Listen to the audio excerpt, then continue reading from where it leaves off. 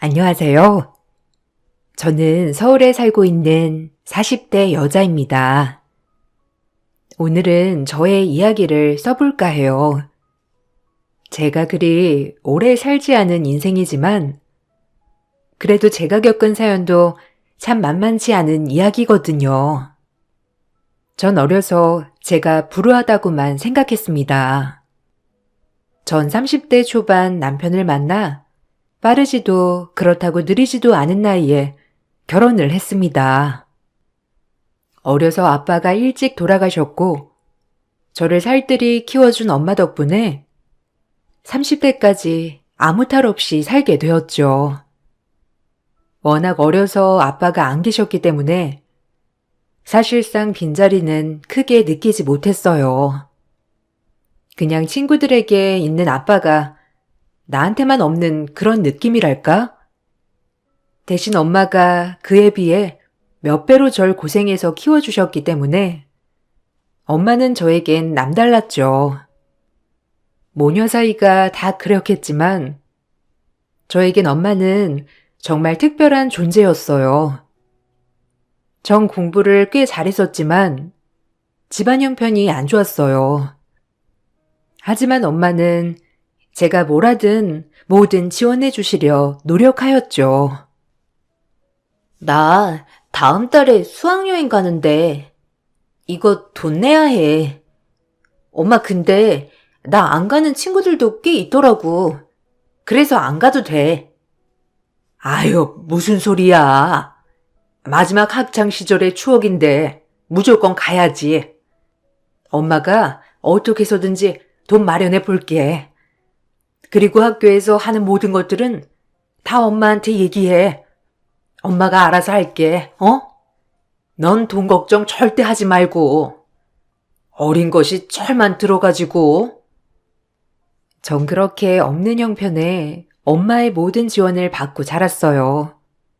개인과외까지 해줄 정도였으니까요. 그런 엄마한테 무한으로 감사했죠. 그렇게 전 엄마의 지원으로 어려운 학창 시절을 행복하게 지낼 수 있었습니다.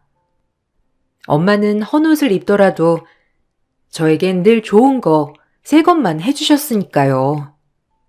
엄마의 희생 덕분에 제 친구들은 제가 가난한 것도 모를 정도였으니까요. 정말 엄마에겐 받은 것만 기억이 납니다. 전 그렇게 대학을 들어가게 되었고, 다행히 성적이 좋았기 때문에 저는 사범대학교를 들어가게 되었고, 교사의 꿈을 가지게 되었죠. 엄마는 얼마나 뿌듯해 하셨는지 그때의 기억이 아직까지 저를 살게 하는 원동력이 되었어요. 우리 딸이 사범대학교에 들어가다니 엄마는 진짜 여한이 없다. 그러니까 학교에 들어가서도 우리 딸 열심히 해. 엄마 덕분이야. 엄마도 힘들 텐데 이렇게 뒷바라지 해주는 게 어디 쉬워? 고마워. 내가 평생 효도할게. 정말 고마워, 엄마. 효도는 무슨? 이미 네가 할 효도는 다 했어. 그러니까 엄마 걱정하지 말고 너 앞가림이나 잘하면 그걸로 충분해. 알겠지? 그렇게 대학교에서도 우수한 성적을 받았어요. 그리고 교생 실습을 나가게 되었습니다. 그곳에서 만난 같은 교생과 연애를 하게 되었고, 저희는 나란히 대학교를 졸업하고 취직을 준비하게 되었죠. 전 졸업 후 바로 중등정교사 자격증 2급을 취득했고, 시기적절히 사립중학교로 발령을 받게 되었습니다. 남자친구도 같은 중등교사를 꿈꿨지만 번번이 자격증 취득엔 실패했고요. 하지만 옆에서 힘이 되어주려고 노력했어요. 혹시라도 남자친구가 자격지심을 느낄까봐 학교 이야기는 일절 하지 않았고요. 저희 엄마도 교사가 되진 못했지만 남자친구를 보고 애가 참 착한 것 같다며 좋아하셨어요. 그런 모습을 보고 있으니 남자친구 뒷바라지를 잘해서 꼭 결혼을 해 엄마에게 효도를 해야겠다고 생각이 들었죠. 둘 다 지키고 싶었거든요. 세진이 참 너무 착하더라. 어쩜 요즘 남자애들 같지 않게 그렇게 싹싹하고 바르다니? 너무 마음에 들어. 엄마가 세진 씨 마음에 든다니 다행이다. 아직 전교사 자격증은 못 따긴 했는데 곧 딸 거야. 그러니까 조금만 기다려줘. 기다리긴 천천히 해. 남자가 취직을 못하고 있으면 얼마나 마음이 조급하겠니? 그리고 네가 교사니까 더 그럴 거 아니야. 그래서 나도 학교 얘긴 일절 안 하고 있긴 해. 역시 우리 엄마. 참 사람 마음 헤아리는 거 보면 역시는 역시야. 저희 엄마는 제 남자친구까지 헤아려 주시는 그런 분이었어요. 그런 게 닿는지 남자친구도 저희 엄마에게 참 잘했고요. 그리고 남자친구는 결국 전교사 자격증을 따지 못했고 다행히 학원가에 취직을 하였죠. 강사를 시작하면서부터 남자친구는 다시 밝아지기 시작했고요. 그런 밝아지는 모습을 보니까 저 역시도 안심을 하게 되었습니다. 남자친구가 취직한 학원은 강남에서 내로라 하는 학원이었죠. 입시 경쟁이 치열한 학원이요. 덕분에 남자친구는 오히려 연봉도 많이 받게 되었고 위기가 기회라는 느낌으로 일을 하기 시작했어요. 남자친구는 강사로 취직하고 나서 저에게 프로포즈를 하더군요.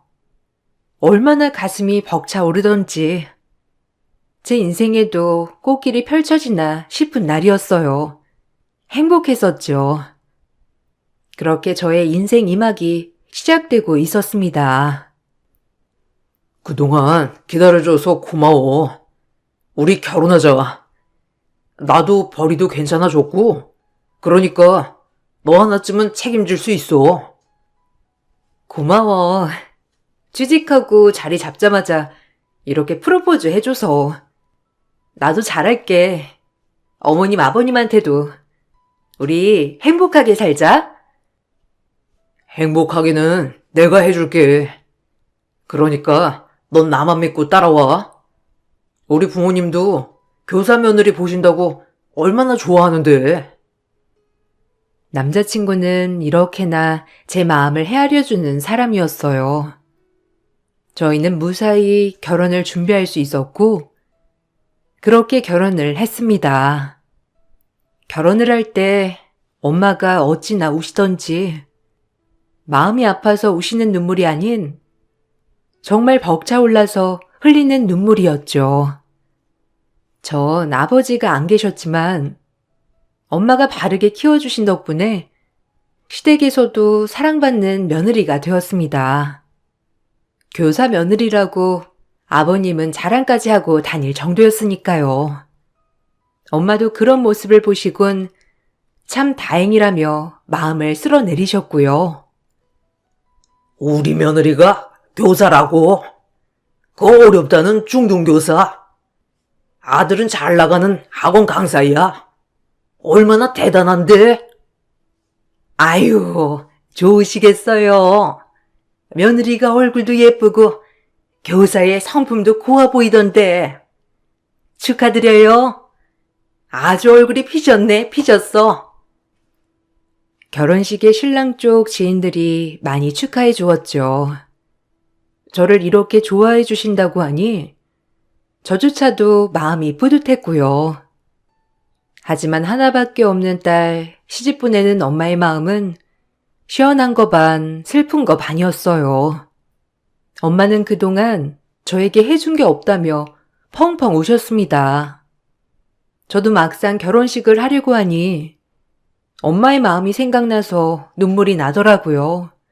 얼마나 울었는지. 엄마, 그만 울어. 누가 보면 나 팔려가는 줄 알겠다. 세진 씨 좋은 사람인 것 같다면서 뭘 그렇게 울어? 집도 가까운데. 없는 살림에 너 이렇게 커서 시집 가는 거 보니까 미안하고 대견해서 그렇지. 엄마는 못해준 생각밖에 안 나는데. 아휴, 무슨 소리야. 엄청 훌륭하지. 고마워. 없는 형편에 이렇게 뒷바라지 해줘서 덕분에 선생님 된 거야. 엄마 고마워요, 정말. 고맙긴.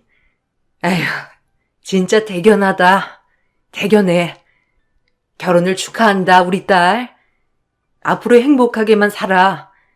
엄마는 더 이상 신경 쓰지 말고. 같이 행복해야지. 나 이렇게 키워주셔서 고마워요.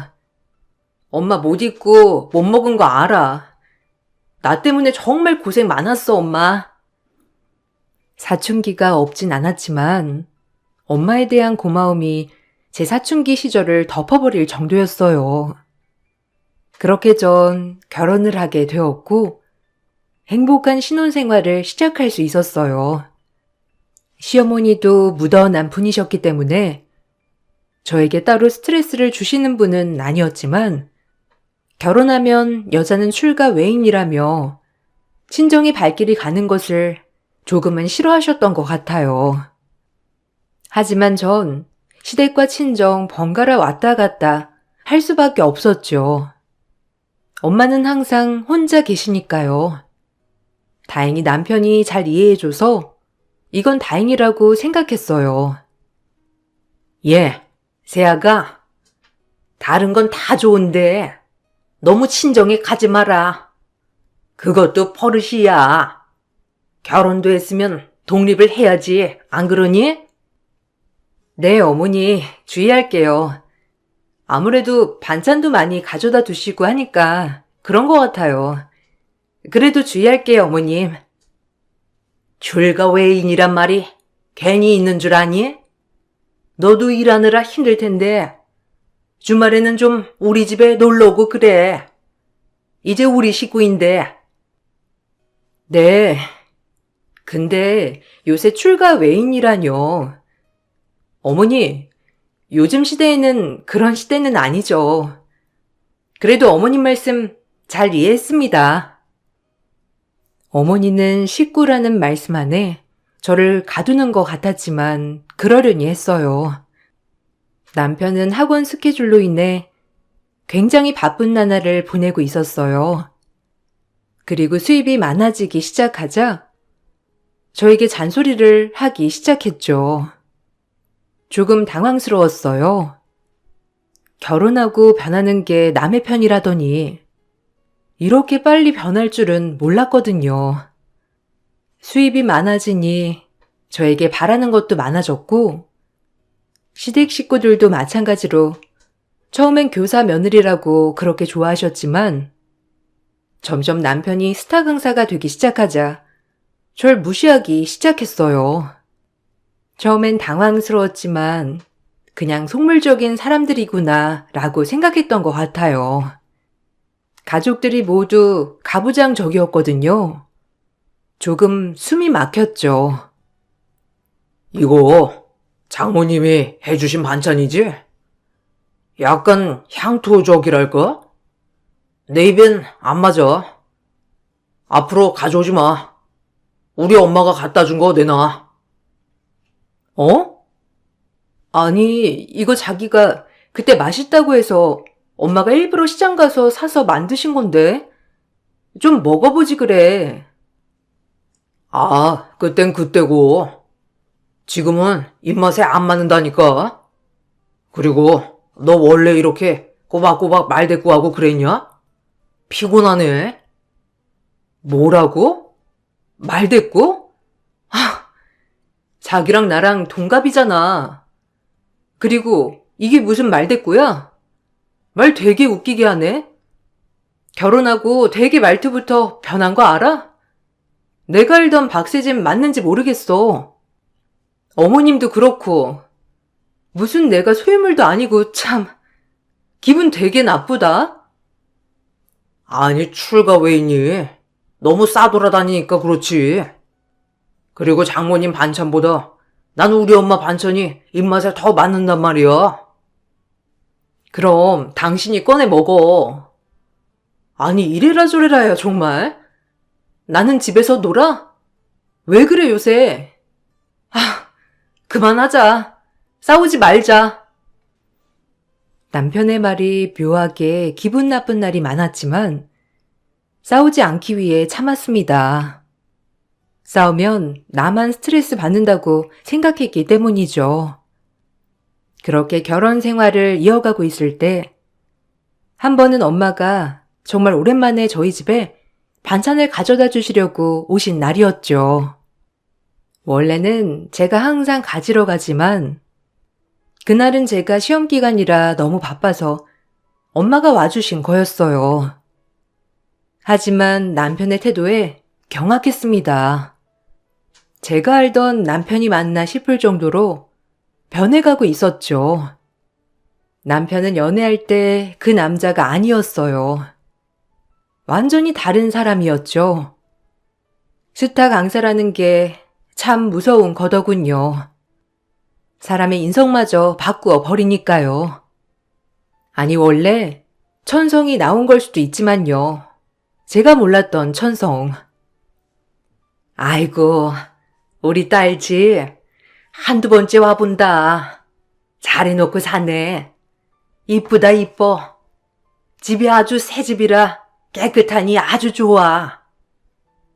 엄마, 무거웠지? 미안해. 내가 가면 좋은데 요즘 시험 문제 내느라 너무 바빠서. 엄마, 뭐 좀 마실래? 여기 앉아있어.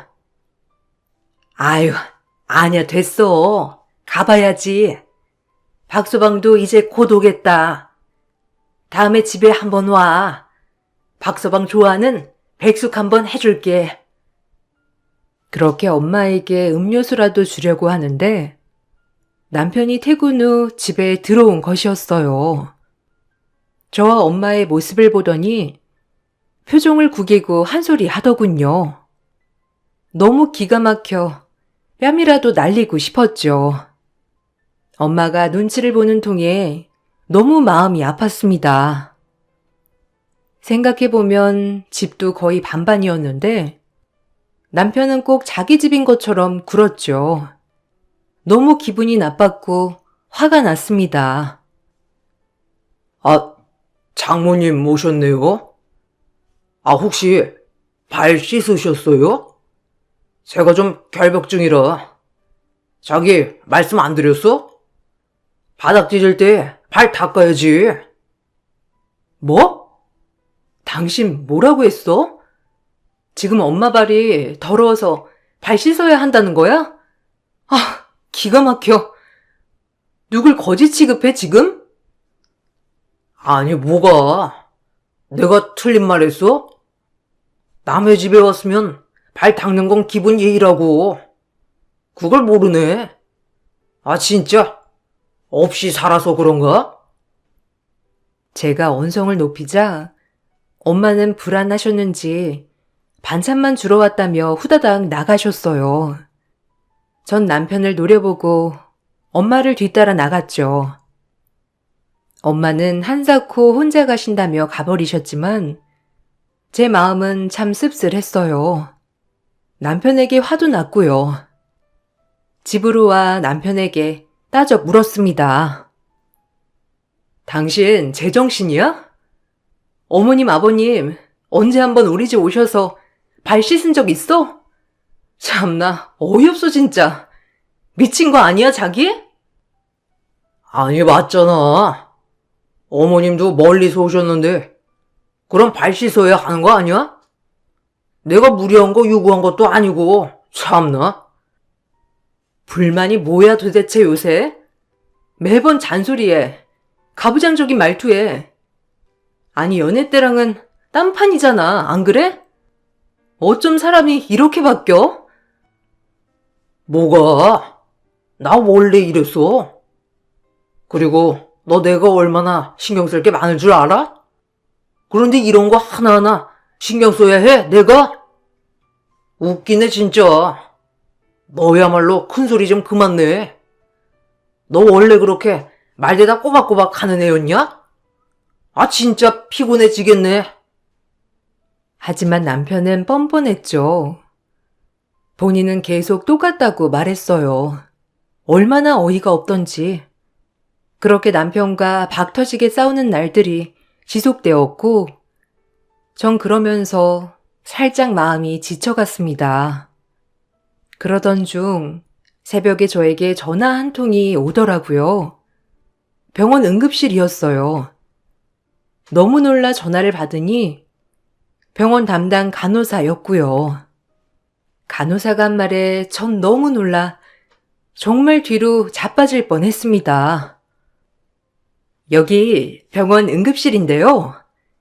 허춘희님 보호자분 되시죠?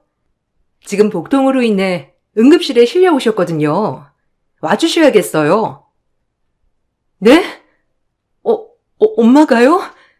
네, 금방 갈게요.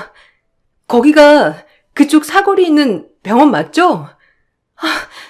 아니, 지금 정확히 병명이 나온 건가요? 일단 자세한 건 의사 선생님께 들으시고요. 일단 와주세요. 빨리 와주셔야 입원 수속 밟을 수 있습니다. 전 부랴부랴 병원으로 달려갔고 엄마를 만날 수 있었어요.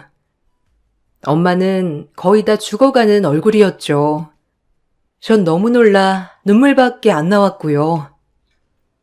의사는 엄마의 상태와 복부 초음파를 보더니 당장 입원을 해야겠다고 말을 하는 거였어요. 너무 놀라 경황이 없었죠. 남편이란 놈은 제 옆에서 코 골고 자고 있었기 때문에 저 혼자 달려왔거든요. 어쩌다 엄마가 이 지경이 됐을까 하며 자책했어요. 그리고 입원 수속을 받고 CT를 찍고 나서의 의사소견이 정말 충격적이었습니다. 어떻게 엄마가 버텼는지 의문이 될 정도로요. 췌장암 4기입니다. 췌장암은 아무래도 증상이 없다 보니 거의 모르다가 복통이 올 때쯤 항상 말기인 경우가 많죠. 네?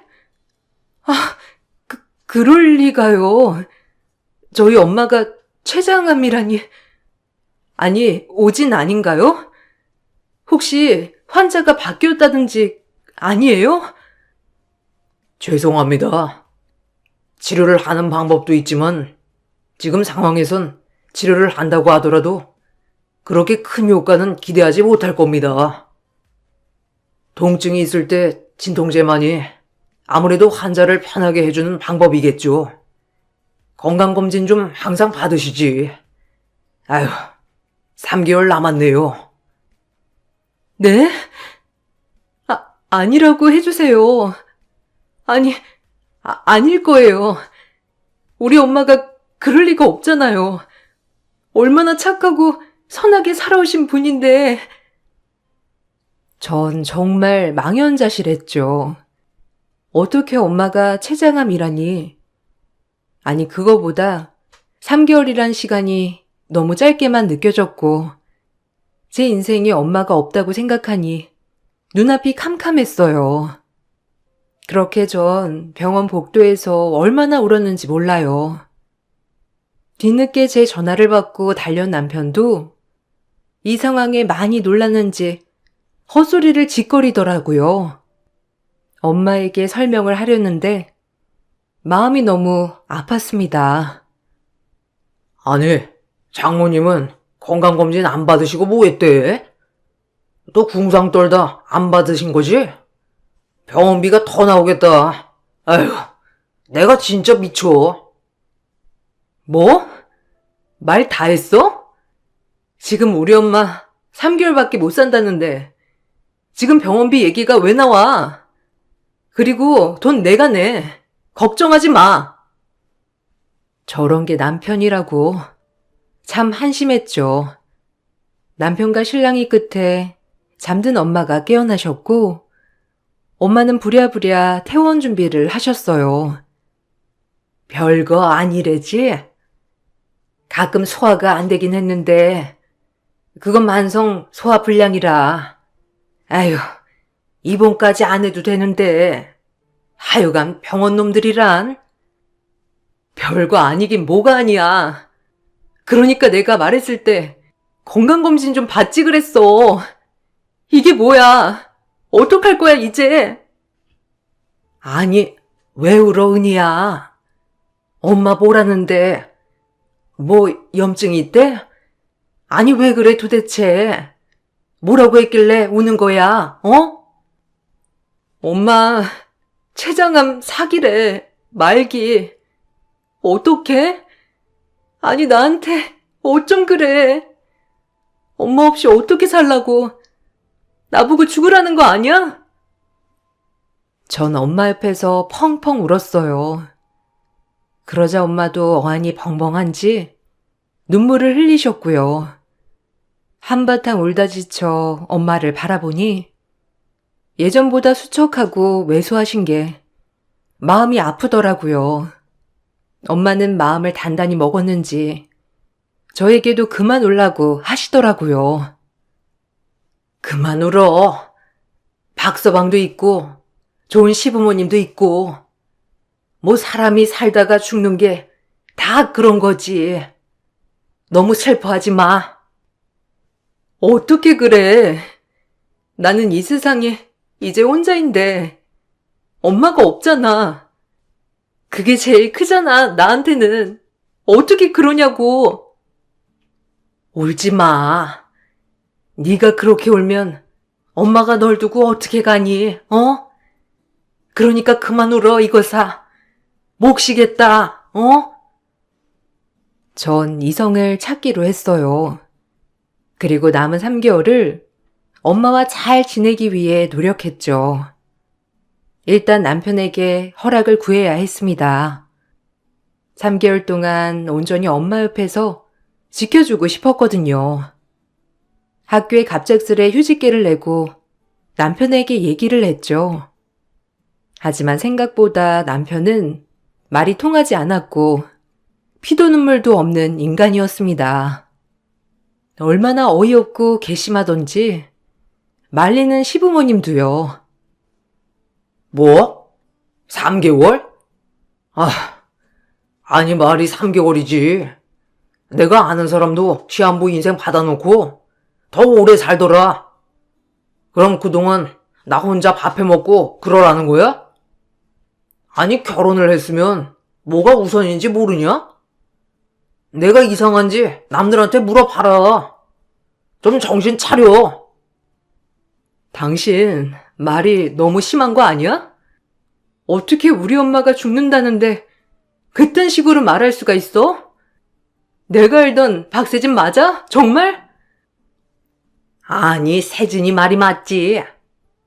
어떻게 남편을 두고 진정에 들어간다고 해? 그럼 세진이 밥은 누가 챙기냐? 어?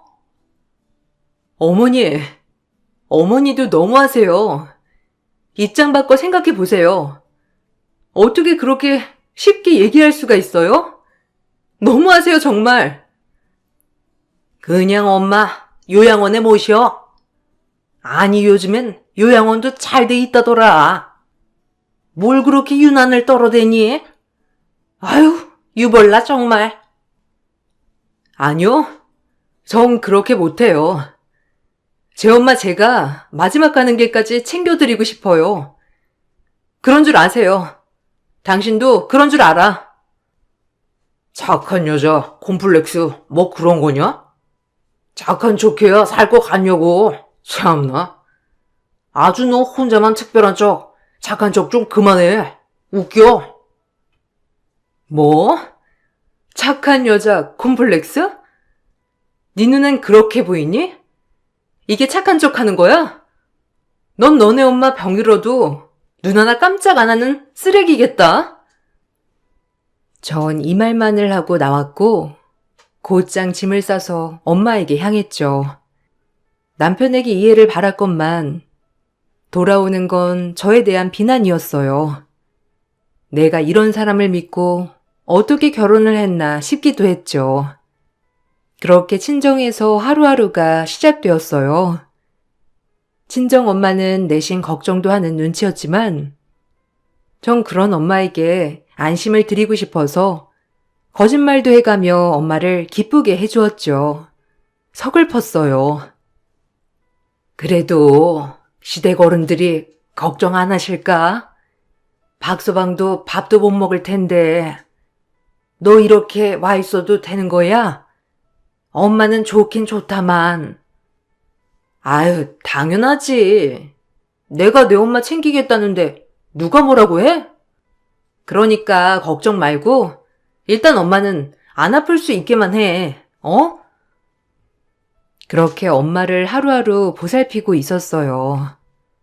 맛있는 것들도 해주고 통증 때문에 식사도 못하시는 엄마 늘 신선한 재료로 식사도 만들어드리고 옆에서 간병을 하고 있었죠. 어느 날 엄마네 집에 온 서류봉투, 이혼 소장이었습니다. 순간 화도 나고 어이도 없었지만 남편에게 전화를 걸으니 그의 입에서 나온 말은 정말 어이가 없는 말이었죠. 차라리 잘 되었다고 생각했어요.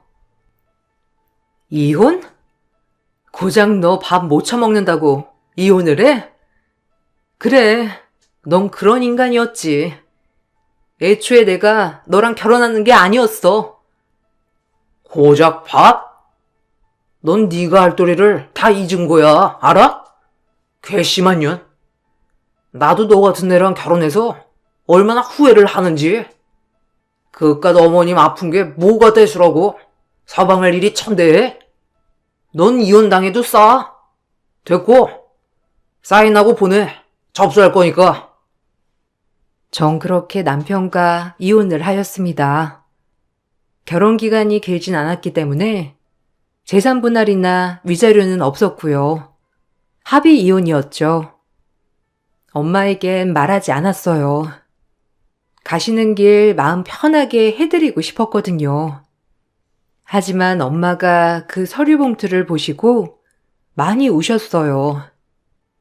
아무래도 본인 때문에 딸이 이혼하는 것 같아서 그런 것 같았죠. 전 그런 엄마의 마음을 조금이라도 편하게 해드리고 싶었어요. 이게 뭐니? 아니, 박서방이 너 보고 이혼하지? 왜? 아니, 이유가 뭐야? 설마 나 때문 아니냐? 에그머니나 어떡해? 내가 네 앞길 막아서 어쩜 좋아. 미안하다, 은희야. 엄마가 진짜 미안해. 나 때문에 우리 딸이 이혼녀가 되다니. 엄마, 원래 끝내려고 했어. 이거 말고도 문제 많았어. 성격 차이 알지? 그러니까 그만 울어요. 가뜩이나 스트레스 받으면 안 되는데 더 받을라. 내가 괜찮다는데 엄마가 왜 그래, 어? 나 진짜 괜찮으니까 그만 울어, 제발. 그리고 오히려 난 속이 편해. 전 그렇게 엄마 곁에서 엄마를 지키며 살았어요. 3개월이라곤 했지만 엄마는 7개월이나 사셨고 고통을 받는 날도 그리고 저와 웃는 날도 있었습니다. 어렸을 적 얘기를 하며 하하호호 웃다가도 갑작스레 찾아오는 고통에 고통스러워하는 엄마를 옆에서 지켜봐야 하는 건 저조차도 고통스러웠지만 항상 엄마 옆을 지켰어요. 마지막 엄마가 가는 길 저에게 놀라운 말을 하더라고요. 순간 제 길을 의심했습니다. 엄마는 저에게 이런 말을 남기셨고 서랍 안 괴짝을 살펴보라고 하셨어요. 고맙다. 엄마는 너 때문에 너무 행복했고 그리고 즐거웠어. 네가 내 옆에 없었다면 무슨 낙으로 살았을까 싶어. 항상 엄마는 미안하단 말밖에 할 말이 없어, 은희야. 사실 넌 내 친딸이 아니야. 저 서랍 속 괴짝에 명함 하나 좀 줄래? 이거 뭐야? 그리고 친딸이 아니라니. 지금 엄마 가는 길 마음 편하려고 거짓말 하는 거지? 말이 안 되잖아. 거짓말 마. 여기 명함. 찾아가 봐. 너 많이 찾고 계셔. 그리고 너무 고맙다. 내 딸이 되어줘서. 너무 사랑해, 우리 은희. 행복해라. 엄마는 마지막으로 저에게 행복하란 말을 남기고 눈을 감았습니다. 얼마나 눈물이 나던지 아마 살면서 제일 많이 운 날이었죠.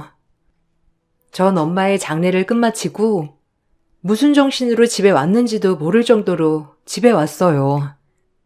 그리고 엄마의 유품을 정리하면서 또 한바탕 울었죠. 얼마나 슬프던지. 아직도 생각하면 가슴이 먹먹하고 마음이 찢어질 것 같습니다. 제일 사랑하는 사람을 잃은 기억은 세상 제일 고통스러운 것이니까요. 그리고 그렇게 며칠이 흘렀을까요? 전 정신을 차리고 엄마가 준 명함 속에 있는 사람을 찾아갔어요. 제가 아는 그곳이었는데 왜 이곳을 가라고 했을까 싶은 마음으로 찾아갔어요. 거기서 명함 속 사람을 만나러 왔다고 하니 데스크에서 바로 연결을 해주더라고요. 그리고 얼마 후 노신사 한 분이 데스크로 걸어 나왔습니다. 아가씨가 날 찾아왔다는데 무슨 일이에요? 내 그 옛날 명함을 가지고 있는 사람이 얼마 안 돼서 나와봤어. 저희 엄마가 찾아가라고 하더라고요. 그래서 왔습니다. 제 엄마 이름은 허춘이시고요.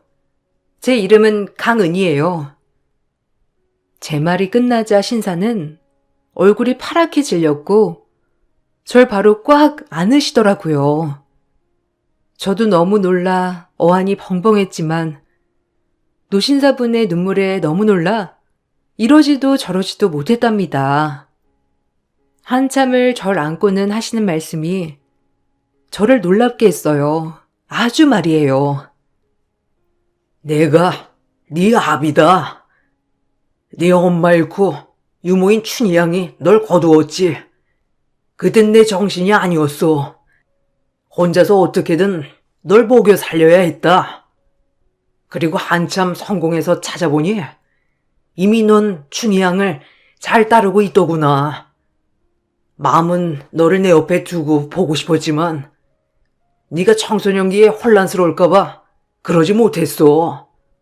대신 춘희 양에게 힘들면 꼭 찾아오라고 하고 항상 너의 학비를 다 대주었지.